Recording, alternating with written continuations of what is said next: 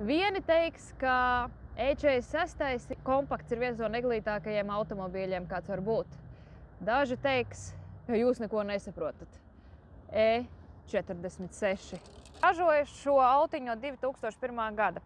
Motors bija pieejams no 1.6 līdz 3.0 benzīndzinēja un, protams, arī bija dīzeļdzinēja. Pieejamā jauda no 106 zirgspēkiem līdz 230 zirgspēkiem. Kāds teiks, ka 1.6 priekš BMW ir par maz, bet tad es teikšu, tu neesi braucis ar kompaktu.